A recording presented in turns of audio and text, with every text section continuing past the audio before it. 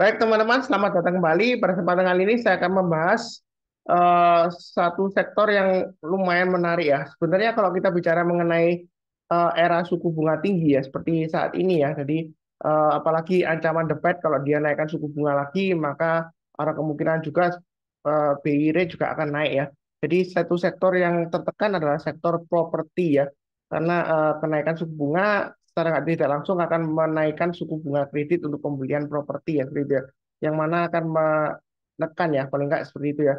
Tapi kalau kita bicara mengenai saham, saya itu fokusnya di pergerakan harga sahamnya atau price action-nya.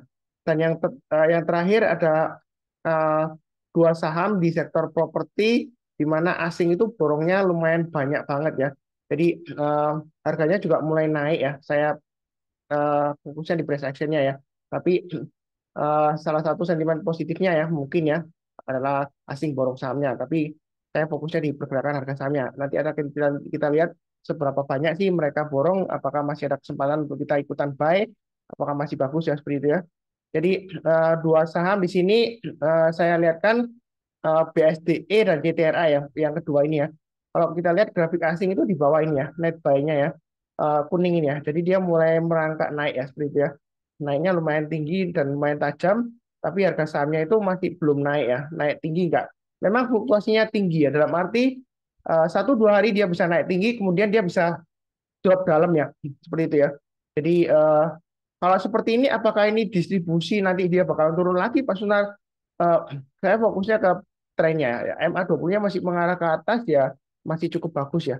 Ya tinggal Anda nanti pilih mau buy langsung bertahap atau buy on weakness tunggu di bawah ya seperti itu ya.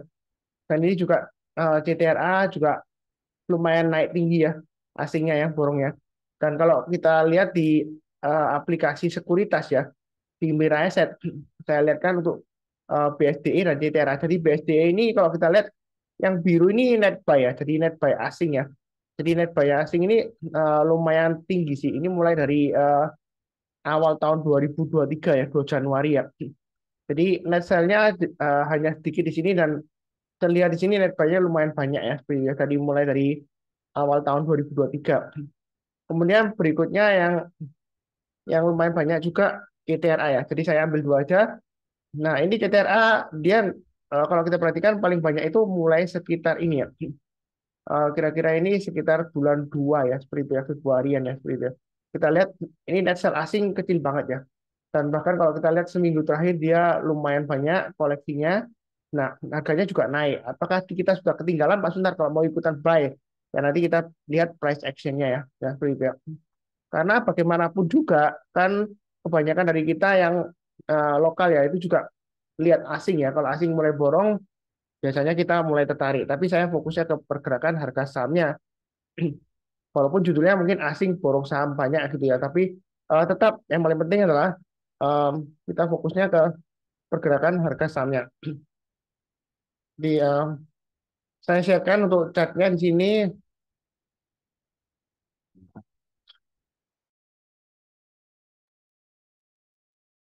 Saya bahas yang pertama adalah untuk saham BSDE ya, Bumi Serpong ya. Jadi dia memang fluktuasinya tinggi tadi sudah jelas saya bahas. Tapi di sini area buy weakness saya sudah sering sebutkan MA20 bisa pakai acuannya atau garis-garis yang sudah saya berikan. Jadi kalau dia turun rebound baru kita buy. Nah, di sini dia akan menguji 980 di mana sebelumnya dia sudah diuji 1 2 3 4 ya. 4 kali diuji dia gagal lagi. Nah, kita itu sebagai trader ya atau investor, kita jangan terlalu kaku dalam arti jika sebelumnya gagal, belum tentu kali ini tuh gagal lagi kalau dia breakout naik ke atas ya seperti itu ya. Jadi jangan sampai analisa teknikal resisten itu dijadikan tembok. Jadi kita mau naik ke atas nggak bisa karena kebentur resisten ini ya. Di ingat-ingat kepala saya botak ini ya kebentur resisten ini. Jadi kita nggak berani. Baik kalau dia breakout nggak berani karena sebelumnya wah resisten pas turun. Belum tentu ya. Yang penting adalah kita pasang trailing stop atau stop loss-nya. Karena dimanapun Anda beli, baik itu di bawah, di atas, bisa saja setelah Anda beli, ya kan, tiba-tiba turun lagi bisa ya seperti itu ya. Kita nggak akan pernah tahu pasti, ya bukan mendoakannya jelek nggak. Yang penting adalah pasang trailing stop dan stop loss setelah beli ya seperti itu. Nah di sini mau buy langsung boleh, tapi buy-nya bertahap ya. Naik ke atas 1005, breakout lagi kita tambah lagi atau average up, naik ke atas 1035 ya tambah lagi ya. Sampai dengan target price berikutnya sekitar 1080 ini ya, masih memungkinkan tercapai selama dia masih bertahan di atasnya 930. Ya biasa kan no average down ya. Mungkin ada buy sekarang maksudnya kalau turun saya average down aja Pak Sunar murah. Eh, Lebih baik jual dulu, kemudian kita buyback di bawah daripada kita beli ya di bawah average down lagi ya. Ya kalaupun mau average down ya satu kali aja, jangan terlalu sering-sering ya. Mungkin buy sekarang turun lagi ya, Anda bisa average down di 90 atau 930 ya maksimum. Tapi belinya tunggu rebound atau mantul ke atas. Jadi jangan turun langsung Anda buy. Tapi saya nggak nyarankan average down ya. Biasakan no average down. Itu bad habit ya seperti itu ya. Nah, kurang lebih seperti itu.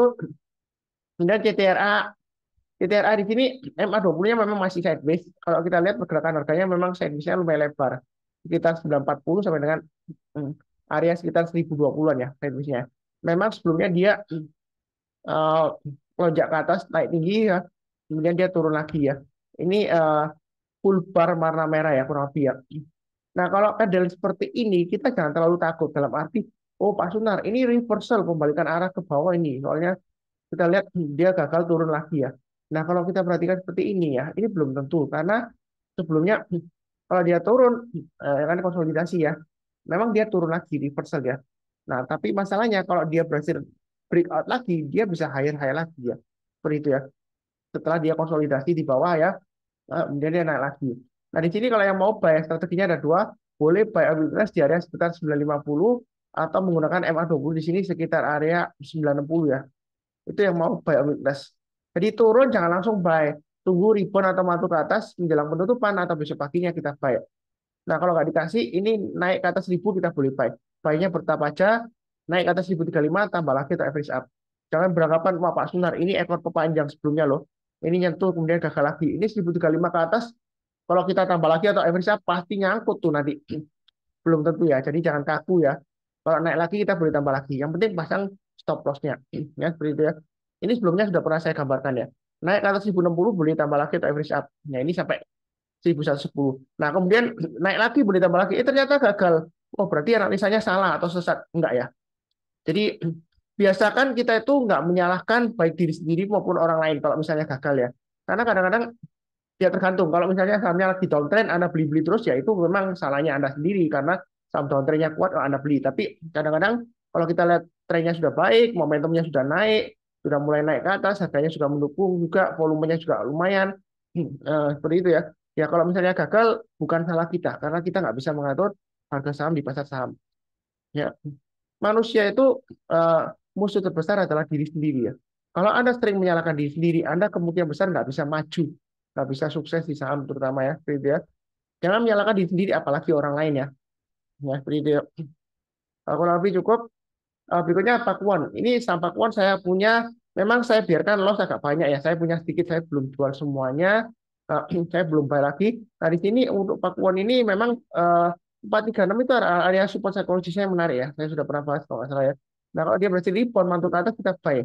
Atau seringkali saya sebutkan MA20 ya. Kalau dia dipotong lagi dari bawah ke atas, kesempatan untuk buy. Naik ke atas 454 ini mau tambah lagi atau average up boleh ya. Seperti itu ya. Ini lumayan bagus ya. Kalau dari awal ini juga bagus. Mau buy boleh, tapi buy-nya bertahap aja.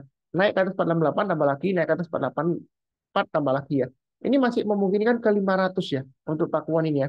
Jadi buy-nya bertahap aja. Kalau naik kita tambah lagi, tapi kalau turun jangan di average down. Mau buy on weakness boleh aja, tunggu di 436 atau 440 lah ya. Artinya kalau dia turun di bawah 440 atau 436 ya dari saya ya. Kalau rebound ya atau nyentuh seperti ini ya, menjelang penutupan atau besok paginya kita boleh buy ya. Itu artinya buy on weakness. Bukan berarti turun langsung buy. Kalau misalnya turun langsung saya ajukan buy, itu berarti sesat. Kita tunggu rebound mantul baru kita buy. Karena saya tidak pernah menyesatkan orang lain ngajarin beli saham downtrend ya. Nah, seperti itu ya. Jadi beli saham itu nggak harus beli di harga paling murah, paling bawah di bawah. Lihat-lihat kondisi. Kalau ada konfirmasi sudah mulai rebound, barusan kita buy. Mungkin buy-nya ke atas. Nah, kalau saya sesat, ya saya bilangnya misalnya ada yang nyindir Pak Sunar sesat belinya pas dulu di atas. Ya kalau saya sesat saya bilang jangan buy sekarang, tunggu buy kalau naik ke atasnya 585 gitu ya. Ya itu sesat karena 585 ini kalau kita perhatikan mundur ke belakang itu resistornya lumayan kuat ya dekat dengan area sebelumnya di sini tahun 2021 ya ketika dia rebound kemudian dia gagal dia turun ya. Ya sesat kalau suruh beli tunggu di sana. Tapi kan sekarang ini kan hanya tunggu kalau dia naik ke atas lagi 454 kita buy seperti itu ya. Karena buy weakness sudah saya sebutkan di sini. Kurang lebih cukup. Berikutnya untuk Dimas ya. Pura Delta Lestari. Nah, ini memang dia masih sideways. Sideways-nya lumayan lebar ya, 164 sampai 177. Jadi mau buy sekarang boleh aja, buy-nya bertahap naik ke atas 172 tambah lagi ya. Target price berikutnya 177. Nah, 177 ke atas kalau dia naik lagi, Anda boleh tambah lagi ya. Nah, memang ada mungkin ada nanya, "Oh, Pak Sunar, ekor panjang ke atas di sini. Jangan-jangan turun lagi." Ya, itu tadi saya sering sebutkan ya, jangan bosan-bosannya. Kita jangan sampai menggunakan analisa teknikal untuk membatasi kita untuk profit lebih tinggi lagi. Kalau dia naik, kita nggak mau average up ya. Jadi kalau naik, kita tambah lagi. Jangan kaku. Kalau sebelumnya gagal, belum tentu kali ini gagal. Tapi juga belum pasti berhasil ya seperti itu ya. Yang penting adalah pasang trade stop dan stop loss. Jadi sederhana banget sebenarnya trading itu ya. Jadi kita tahu trading Indonesia ini kan sudah saya kasih acuannya, tinggal ikutin aja pasang automatic order untuk stop loss-nya dan trailing stop-nya. Cukup ya. Oke, berikutnya untuk APLN. Ini masih downtrend jangka pendeknya, dia sudah mulai rebound ya. Nah, dia testing area supportnya 138. Nah, di sini kalau mau buy boleh aja, tapi jangan terlalu banyak karena masih testing area support 138 ya. Nah, lebih baik tunggu aja kalau naik ke atas 144 kita barusan buy ya. Atau yang sudah punya ya tambah lagi atau average up. Nah, setelah 144 kalau dia naik, nah ini saya gambarkan ya, setelah 144, berikutnya saya pakai acuan di sini ya. Ini swing high yang kurang lebih di area di sini ya, 153. Ini juga dekat dengan area konsentrasi candlenya. Jadi setelah 144, 153, kalau dia naik lagi dari 153, tambah lagi target price berikutnya 168. Atau bisa pakai acuan checkpoint 163. Tapi tetap ya, saya pakai acuan 168 aja. Walaupun sebelumnya hanya sampai 163 ya. Gitu. Jadi banyak bertahap. Naik ke atas 144, buy. Naik ke atas 153, tambah lagi. Kenapa banyak bertahap? Ya, karena dia masih downtrend ya, jangka pendeknya seperti itu ya. Ataupun kalau mau Anda mau all in boleh aja, Anda pasang stop loss-nya di 133 130 ya. Tapi ya, kalau saran saya sih volumenya masih belum mendukung ya. Masih sedikit banget di sini ya kalau kita lihat ya. Jadi belinya bertahap aja. Kalau naik kita tambah lagi, turun jangan di average down ya. Jangan di average down ya kalau turunnya. Oke, berikutnya SMRA. Ini masih strong downtrend. Memang sebelumnya kalau nggak salah ada yang bilang labanya naik tinggi ya, tapi saya belum cek keuangan ke laporan keuangan ya. Kadang-kadang kita lihat seperti ini ya. Kalau misalnya laba bersihnya dia naik tinggi, penjualannya apakah juga naik tinggi? Kadang-kadang penjualannya naiknya nggak banyak, tapi labanya naik tinggi ya. Nah itu bisa saja dia jualan aset. Jadi kalau jualan aset itu ada yang masuk ke postur laba perusahaan sehingga labanya tiba-tiba naik tinggi. Tapi belum tentu itu dari hasil penjualan atau operasional perusahaannya. Seperti itu ya. Mungkin aja penjualan aset atau lain-lain ya. Nah kalau kita lihat ini masih strong downtrend ya, strong downtrend. Jadi kalau mau baik itu masih resiko. Misalnya Anda mau coba-coba ya paling tidak lebih baik tunggu kalau MA20-nya dipotong ke atas ya. Karena ini MA20-nya belum pernah dipotong ke atas ya. Jadi kalau dipotong ke atas paling enggak ini di area sekitar MA20-nya kan 546,25 ya. Jadi kalau kita pakai acuan 550 aja. Naik ke atas 550 kita buy ya. Kemudian naik ke atas 560 kita tambah lagi untuk average up. Jadi buy-nya itu bertahap aja. Kalau naik kita tambah lagi, tapi kalau turun jangan di average down. Sering banget saya sebutkan ya. Karena ini kesalahan mistik orang seperti itu ya. Maunya murah beli sekarang, takut ketinggalan, tapi nanti malah dikasih turun lagi ya. Gitu. Ini kalau dia naik ke atas 550, maka target price berikutnya 600 sampai 610 ini nggak susah tercapai ya. Kemungkinan besar mudah ya. Gitu ya. Jadi tunggu aja naik ke atas 550 kalau mau buy, naik ke atas 560 tambah lagi atau average up ya. Kalau mau cek poinnya, istilahnya di tengah-tengahnya kalau mau tambah lagi di 585 ya. Saya garis di sini. Ini kebetulan juga area konsentrasi candlenya. Jadi rapi ya. Kebanyakan yang ikutin video saya ya itu dia bilang garis-garisnya Pak Sunar berikan itu lumayan akurat ya. Acuannya untuk trailing stopnya dan stop loss. Jadi trading itu mudah kalau sudah ada acuannya di mana kita pasang trailing stopnya, di mana kita pasang stop lossnya seperti itu ya. Nah, jadi tinggal pasang automatic order untuk buy dan sell ya seperti itu ya. Nah, kurang lebih cukup ya. Jangan lupa untuk nonton video yang lainnya supaya saya makin semangat ya.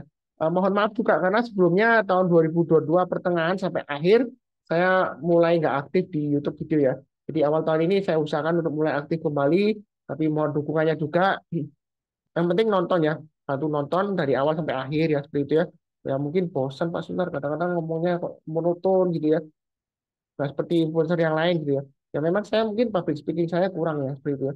Tapi ya saya usahakan untuk memberikan yang terbaik dan juga saya akan mendoakan yang terbaik ya. Saya doakan selalu sebentar ya. Kita siapkan berdoa. Em, saya doakan selalu semuanya selalu sehat, damai, baik itu di keluarga maupun di lingkungan tetangga dan juga eh, terhadap semuanya ya, dan juga sejahtera. Jadi kita akan diberkati yang luar biasa. Yang penting kita akan memberikan yang terbaik ya. Nah, kalau seperti itu, amin. Terima kasih banyak. Sekian, terima kasih. Tetap semangat ya.